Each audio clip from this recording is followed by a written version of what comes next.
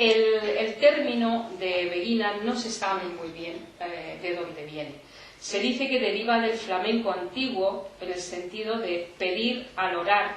También peyorativamente se les decía como que eran pedigüeñas, pero no pedigüeñas en el sentido de ir pidiendo limosna, pues eso no entraba en sus principios, el pedir limosna, sino en el sentido de pedir, de orar, de rezar, pidiendo a la divinidad. Bueno, como digo, las beguinas, una de las cosas que hicieron fue escribir y lo hacían como una necesidad interna, escribían en primera persona. Todos los escritos que hay de beguinas escribían en primera persona. Hay una precursora de las beguinas que es Hildegarda de Bingen, que no sé si la habréis oído nombrar. Hay una película por ahí de ella que se llama Visión. Hay bastantes libros, porque el tema de las beguinas y en concreto también el de Hildegarda ha estado muchos años sin salir a la luz, pero desde hace unos años sí que se ha empezado a indagar un poco en quiénes eran estas mujeres que no aparecían por ningún sitio. Además se da la circunstancia de que son coetáneas de los templarios. Sin embargo, los templarios sí son muy conocidos, todo el mundo ha oído hablar de los templarios, todo el mundo sabe algo de los templarios, pero pues fijaros que precisamente en el mismo congreso de Vienne, donde se empezó a decidir que había que acabar con la orden de los templarios, en ese mismo congreso se decidió declarar herejes a las beguinas. Y sin embargo, eso, la historia ha pasado totalmente desapercibido, porque ya digo que ni siquiera tenemos conocimiento de estas mujeres hasta ahora. Bueno, pues había una precursora de las beguinas en el siglo XII, un siglo antes, que se llama Hildegarda de Bingen. Esta fue una monja, esta no fue una beguina, esta fue una monja benedictina. Lo que pasa es que era una monja atípica, o sea, no era lo que se llevaba al uso. Entonces llegó a ser, desde pequeña, estuvo en un convento, fue educada, porque era, no sé si el número 12 o no sé qué número, o el 10 de una familia muy numerosa, y bueno, pues también en aquella época era corriente que cuando tenían muchos hijos, pues algunos lo llevaban a un convento, porque aquí más o menos se comía, y a lo mejor en su casa no era así. Bueno, esta mujer tuvo visiones desde que era niña, pero se las cayó. ¿Por qué? Porque siendo niña, pues veía, le preguntaba a otras personas si veían lo mismo que ella veía.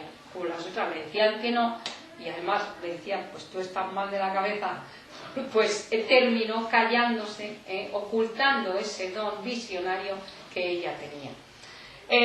Bueno, pues esta mujer, ya digo, fue poeta, teóloga, visionaria, dejó numerosos escritos, miniaturas, composiciones musicales. Hay un montón de discos, de CDs sobre la música de Hildegarda, que han llegado hasta nuestros días y se está extendiendo pues, con mucha rapidez. Para mí ella fue la precursora de las beguinas, aunque ya digo, ella no era beguina, ella era monja y sí tenía voto, como tenían todas las monjas. Ella vivía en un convento, entonces los conventos eran mixtos y estaban los monjes por un lado y las monjas por otro.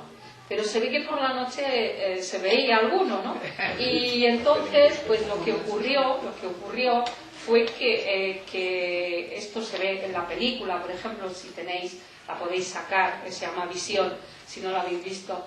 Pues lo que ocurrió es que una de sus monjas se quedó embarazada, ¿no?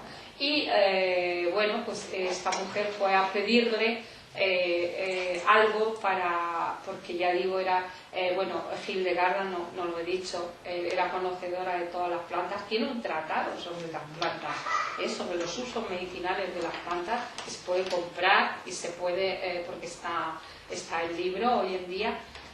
Utilizaba mucho también los minerales, era una gran conocedora de los minerales, sabía la aplicación que cada mineral tenía en las partes del cuerpo, en los chakras, donde había que ponerse en determinado... era una sanadora nata, ¿no? Entonces, bueno, pues esta monja fue a decirle que estaba embarazada y entonces fue a pedirle algo para abortar y tal, y ella le dijo que se tenía que ir del convento. ¿Qué pasó? Que esta monja no quería irse del convento, se vio un poco desesperada y se tomó, puesto que ella enseñaba sus conocimientos a todas sus monjas, se tomó algo para matarse, ¿eh?